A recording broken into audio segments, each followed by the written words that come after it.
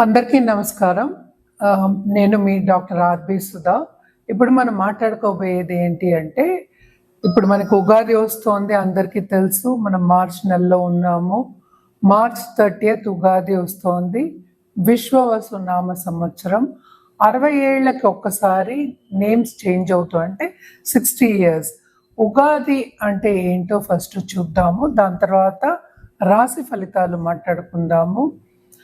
మన ఉగాది అంటే ఫస్ట్ గుర్తొచ్చేది మనకు ఉగాది పచ్చడి, అలాగే తోరణాలు, ఇల్లు కలకలలాడాలు, అలాగే ఏంటంటే మంచి పిండి వంటలు చేసుకోవడాలు, అందరికీ ఏంటంటే ఇచ్చిపుచ్చుకోవడం, అలాగే హ్యాపీగా గడిపే ఒక పండగ కింద మనం చేసుకుంటూ ఉంటాము. కానీ ఉగాది అంటే స్టార్టింగ్ ఆఫ్ క్రియేషన్. అంటే ఏంటంటే బ్రహ్మదేవుణ్ణి కూడా కొలుస్తాం, అందరూ త్రిమూర్తుల్ని కూడా కొలుస్తాం అన్నమాట. యుగం ఈ రోజే మొదలైంది అనేది ఒక ఆన్మాయితీ కింద వస్తుంది. అంటే మన పెద్దలు చెప్పింది అన్నమాట. ఈ రోజు నుంచి లోకం పుట్టింది, అందుకోసం ఉగాది అంటాం.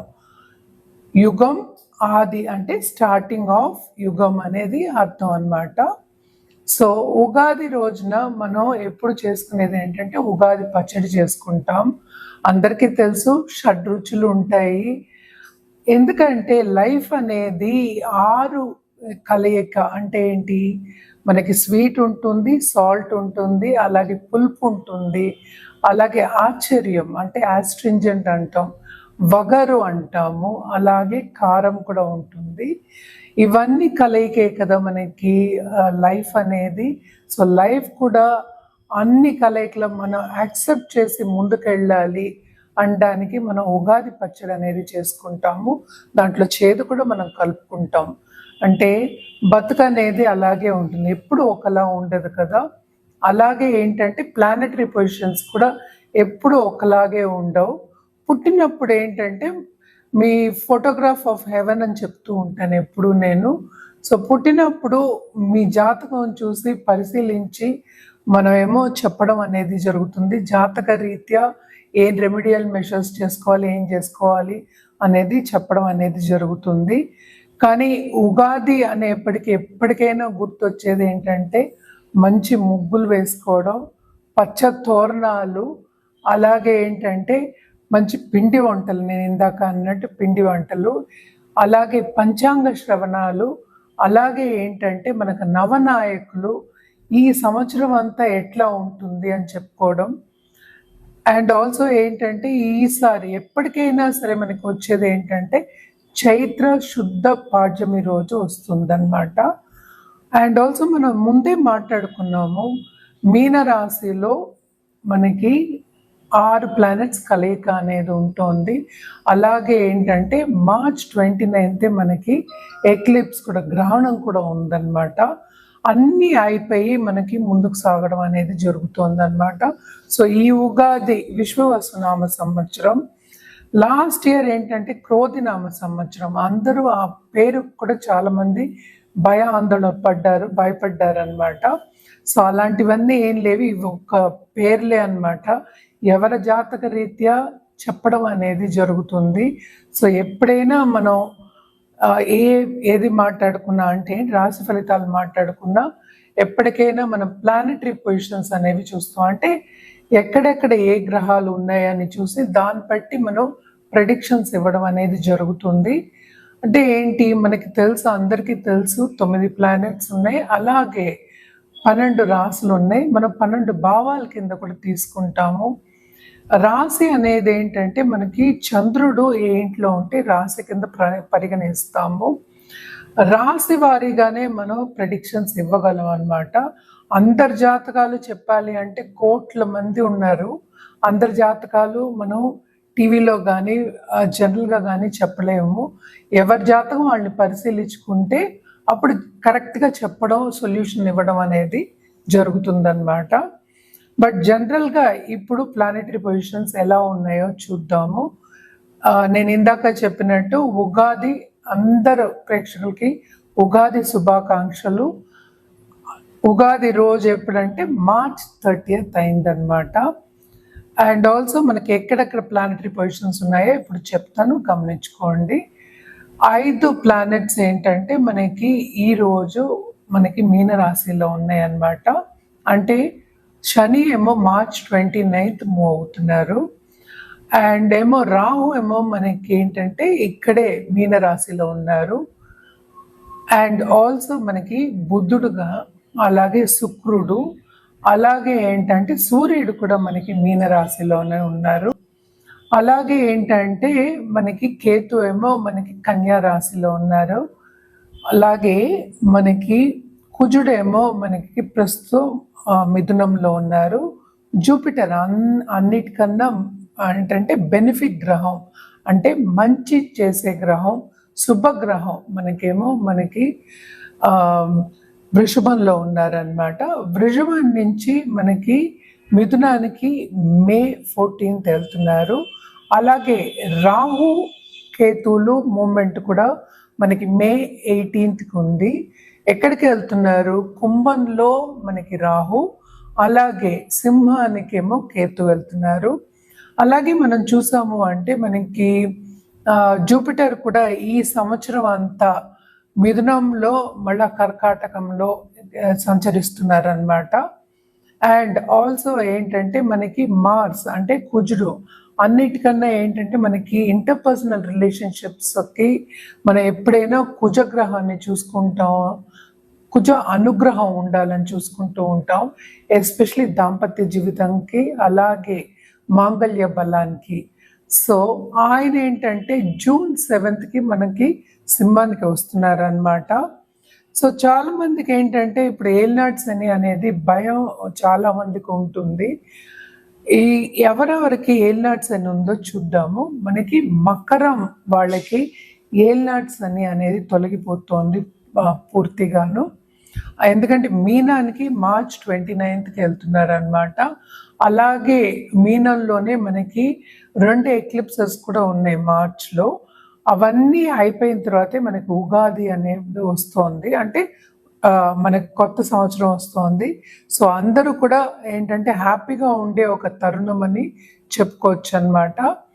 సో ఇప్పుడు ఏల్నాడ్స్ అనేమో మనకి మేషరాశి వాళ్ళకి మొదలవుతోంది, మీన రాశి వాళ్ళకి ఏంటంటే 2వ ఘట్టంలో ఉంది, కుంభరాశి వాళ్ళకి ఏంటంటే లాస్ట్ ఘట్టంలో ఉందన్నమాట. ఎప్పటికైనా సరే ఏల్నాడ్స్ అని ఎందుకు భయపడుతున్నారు అంటే 2వ హౌస్ అంటే రెండో భావం, అలాగే 12వ భావాన్ని ఎఫెక్ట్ చేస్తుంది, అలాగే తను భావాన్ని కూడా ఎఫెక్ట్ ఇస్తుంది అనమాట. సో ఏం చేస్తుంది ఏల్నాడ్స్ అనేది ఏంటంటే వెళ్ళేటప్పుడు ఎప్పటికైనా మంచి చేస్తుంది. శని ఎప్పటికైనా ఏంటంటే లేట్గా ఇస్తాడు, కానీ ఇవ్వడం అనేది తప్పక ఉంటుంది. రిజల్ట్ కూడా చాలా మంచి రిజల్ట్స్ ఉంటాయి అన్నమాట.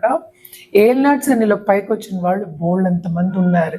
ఏదైనా సరే వ్యక్తిగత జాతకం మీదే ఆధారపడి ఉంటుందన్నమాట. మనం మాట్లాడుకునేది ఏంటి, మనకి ఇప్పుడు శుక్రుడు కానీ బుధుడు కానీ ఏంటంటే రిట్రోగ్రేషన్లో ఉన్నారు, అలాగే కొంత కంబషన్లో ఉన్నారు స్టార్టింగ్ ఆఫ్ దిస్ ఇయర్. అలాగే ఏంటంటే శుక్రుడు ఉచ్చ స్థితిలో ఉన్నారు, మనకి బుధుడేమో నీచిపడి ఉన్నారు అన్నమాట. సో ఇది ప్రస్తుత ప్లానెటరీ పొజిషన్స్ ఈ సంవత్సరం మొదట్లో స్టార్టింగ్ ఆఫ్ దిస్ ఉగాది అన్నమాట. ఈ సంవత్సరం నేను చెప్పినట్టు విశ్వవసునామ సంవత్సరం, తప్పక అందరికీ బాగుండాలని కోరుకుందాము. రెమెడియల్ మెషర్స్ కింద అంటే పరిహారాల విషయానికి వస్తే కనుక జనరల్ పరిహారాలు ఎప్పుడు మనం చెప్తూ ఉంటాము. జనరల్ పరిహారాలు ఏంటంటే అందరూ నవగ్రహ స్తోత్రాలు, అలాగే నవగ్రహ హోమాలు, కొంతమందికి ఏంటంటే లక్ష్మీ గణపతి హోమాలు కూడా మనం చెప్తూ ఉంటాము. మోస్ట్ ఇంపార్టెంట్ ఏంటంటే రాహు కేతు కూడా మూవ్ అవుతున్నారు, మేలో మూవ్ అవుతున్నారు, నేను ఆల్రెడీ చెప్పున్నాను. ఈ మూమెంట్ కూడా కొంచెం డిఫికల్ట్ మూమెంట్ కనుక తప్పక రాహు కేతు పూజలు చేయడం చాలా మంచిది. అంటే శాంతి పూజలు నేను చెప్పేది. తప్పక ఇవన్నీ చేసుకుంటే మీకు ఇంకా బాగుంటుంది. ఎవరైనా నిత్యం పూజ చేస్తున్నారు అంటే ప్లీజ్ కంటిన్యూ, అంటే అదే చేస్తూ ఉండండి. దానికి అడిషన్గా ఇవన్నీ చేసుకోవచ్చు. మనం ఎప్పుడు మాట్లాడుకున్నట్టు మనకి తెలుసు 12 రాసులు ఉన్నాయి. సో రాశి ఫలితాలు ఈ ఉగాది నుంచి నెక్స్ట్ ఉగాది కూడా మనకి మార్చ్ 2026లోనే వస్తోందన్నమాట. సో ఈ సంవత్సరం అందరికీ ఎలా ఉండబోతోంది, ఏ రాశి వారికి ఎలా ఉండబోతోంది, ఏ పరిహారాలు చేయాలి, ఎప్పుడు చేయాలి అనేది చూద్దాము. ఎందుకంటే జూపిటర్ మూమెంట్ ఉంది, శని మూమెంట్ ఉంది, అలాగే రాహుకేతులు అంటే మేజర్ ప్లానెట్స్ ఇవన్నీ. మిగతావన్నీ ఏంటంటే 40 రోజులకి 30 రోజులకి మారుతూ ఉంటాయి. సన్ మనకి తెలుసు 30 రోజులకు ఒకసారి మారుతూ ఉంటారు. అండ్ ఆల్సో మనకి మూన్ అంటే చంద్రుడేమో 2 రోజులకు ఒకసారి మారుతూ ఉంటారు. అలాగే ఏంటంటే మనకి కుజుడు కానీ, లేకపోతే బుధుడు కానీ, లేకపోతే శుక్రుడు కానీ 30 రోజుల నుంచి 45 రోజులు. కొన్నిసార్లు ఏంటంటే రిట్రోగ్రేషన్ అంటే నీచపడడం, అలాగే రిట్రోగ్రేషన్ అవ్వడం, మళ్ళీ డైరెక్ట్ అవ్వడం, ఇవన్నీ ఉంటూ ఉంటాయి అన్నమాట. సో జనరల్గా ప్రెడిక్షన్స్ అనేవి మనం చెప్తున్నాము. ఎవరికైనా వ్యక్తిగత జాతకం చూపించుకోవాలి అంటే తప్పక కింద స్క్రోల్ అయ్యే నంబర్కి సంప్రదిస్తే కనుక అన్ని వివరాలు చెప్పడం అనేది జరుగుతుంది. ఎందుకని ఇది చెప్తున్నాము అంటే వ్యక్తిగత జాతకం మీదే రెమెడియల్ మెషర్స్ అనేవి ఆధారపడి ఉంటాయి. ఎందుకంటే మీ జాతక రీత్యా ఇవ్వడం అనేది ఏంటంటే కరెక్ట్గా మీకు పైకొచ్చే ఛాన్సెస్ ఎప్పుడు ఏమవుతుంది, ఏ టైంలో ఎలా ఉంటుందో చెప్పడం అనేది జరుగుతుంది. ఇవన్నీ జనరల్ ప్రెడిక్షన్స్. అండ్ ఆల్సో మనం రాశి వారిగానే చెప్తున్నాం అన్నమాట. సో రాశి వారిగా చెప్పినప్పుడు ఈ రాశిలోనే బోల్డంత మంది అంటే కోట్ల మంది ఉంటూ ఉంటారు. అందరికీ ఒకలాగా అవ్వదు కదా. సో వ్యక్తిగత జాతకం మీద మనం ఎప్పుడైనా పరిశీలించి రెమెడియల్ మెషర్స్ కానీ, లేకపోతే మనం ఒక జాతిరత్నం వేసుకున్నా కానీ అది ఇంకా బాగా పనిచేస్తుంది. ఎందుకంటే ఎవరికైనా సరే పైకెళ్ళాలనే ఉంటుంది కదా, ఎవరు కింద పడాలి అనుకోరు కదా. కింద పడినా లేచే శక్తి ఉండాలని అనుకుంటారు. తప్పక ఈ ప్లానెటరీ పొజిషన్స్ అన్నీ మనం చూసుకున్నాము అంటే ఎందుకు ఇవన్నీ చూసుకుంటున్నాము, ఎందుకంటే ప్లానెటరీ ఎనర్జీస్ అనేది మనని ఇన్ఫ్లుయెన్స్ చేస్తాయి అన్నమాట. తప్పక ఏ ప్లానెట్కి ఎలా చేయాలి అంటే ఏ పరిహారం చేయాలి, ఎలా జాతక రీత్యా బ్యాలెన్స్ చేయాలి అనేది చెప్పడం అనేది జరుగుతుంది. సో తప్పక కింద స్క్రోల్ అయ్యే నంబర్కి కానీ, ఈమెయిల్ ఐడి కానీ సంప్రదిస్తే అన్ని వివరాలు చెప్పడం అనేది జరుగుతుంది. మళ్ళీ చెప్పడం ఏంటంటే ఉగాది శుభాకాంక్షలు అందరు ప్రేక్షకులకి. ఈ ఉగాది చాలా బాగుంటుంది, అందరికి హ్యాపీగా ఉంటారని అనుకుంటూ సెలవు. ఇప్పుడు మనం మాట్లాడుకోబోయేది ధనుర్రాశి వాళ్ళ గురించి. ధనుర్రాశి వాళ్ళకి ఈ ఉగాది నుంచి నెక్స్ట్ ఉగాది వరకు ఎలా ఉందో చూద్దాము. ధనుర్రాశి వాళ్ళకి కూడా second half of this year చాలా బాగుంటుంది. ఎందుకంటే ఈ రాశికి అధిపతి ఏమో మనకి కరెక్ట్గా 7వ ఇంట్లోకి వస్తున్నారు. సో గురు చూపు ఉంటుందన్నమాట. సో బ్రహ్మాండంగా ఉంటుంది వీళ్ళకి. వీళ్ళు అనుకున్నది సాధిస్తారు. సక్సెస్ఫుల్ ఇయర్ కింద మనం పరిగణించవచ్చు ధనుర్రాశి వాళ్ళకి. ఎస్పెషలీ మనం చూసామంటే ఎడ్యుకేషన్ ఫీల్డ్లో ఉన్న వాళ్ళకి, అలాగే ఏంటంటే కన్సల్టెన్సీ చేసే వాళ్ళకి, ఎస్పెషలీ ఇండిపెండెంట్ కన్సల్టెంట్స్ అలాంటి వాళ్ళు ఉంటారు, వాళ్ళందరికీ చాలా బాగుంటుంది. అండ్ ఆల్సో వీళ్ళు ఏంటంటే ఖర్చులు పెడతారు కానీ శుభ ఖర్చులే ఉంటాయి. తప్పక వీళ్ళ ఇంట్లో శుభకార్యాలు జరుగుతాయి. అండ్ ఆల్సో ఏంటంటే ఇంటి నిర్మాణం కానీ, లేకపోతే గోల్డ్ కొనుక్కోవడం కానీ, ఖరీదైన వస్తువులు కొనుక్కోవడం కానీ, లేకపోతే బ్రాండెడ్ కార్లు కొనుక్కోవడం కానీ తప్పక వీళ్ళకు ఉంటుంది. అండ్ ఆల్సో రియల్ ఎస్టేట్ రంగంలో ఉన్న వాళ్ళు, లేకపోతే కమిషన్ బిజినెస్ చేసే వాళ్ళకి కూడా చాలా బాగుంటుంది. తప్పక రాబడి అనేది ఎక్కువ ఉంటుంది. స్టేటస్ పెరిగే ఛాన్సెస్ ఎక్కువ కనిపిస్తున్నాయి. కుటుంబ పరంగా స్టేటస్ పెరిగే ఛాన్సెస్ ఎక్కువ కనిపిస్తున్నాయి. అలాగే తప్పక వీళ్ళు చాలా పెద్ద వ్యక్తులతో సత్సంబంధాలు ఏర్పడతాయి. అండ్ ఆల్సో వీళ్ళకి అందరితోనూ సన్నిహితంగా ఉండడం, అలాగే దేనికి కోపతాపాలకి వెళ్లకుండా అందరితో శాంతంగా ఉండి రిలేషన్షిప్లో కూడా ముందుకెళ్ళడం అనేది జరుగుతుంది.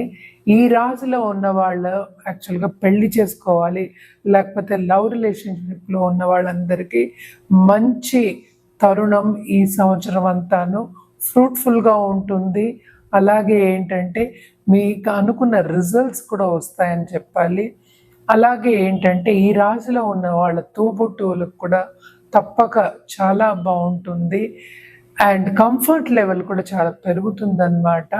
అండ్ పై చదువులు వెళ్ళే వాళ్ళందరికీ, స్టూడెంట్స్కి ఎస్పెషలీ మంచి మార్క్స్ వచ్చే ఛాన్సెస్ కనిపిస్తున్నాయి. ముందుకెళ్ళే ఛాన్సెస్ ఎక్కువ కనిపిస్తున్నాయి. అండ్ ఆల్సో పై చదువులకి దూరపు దేశాలు వెళ్ళే ఛాన్సెస్ కూడా కనిపిస్తున్నాయి అన్నమాట.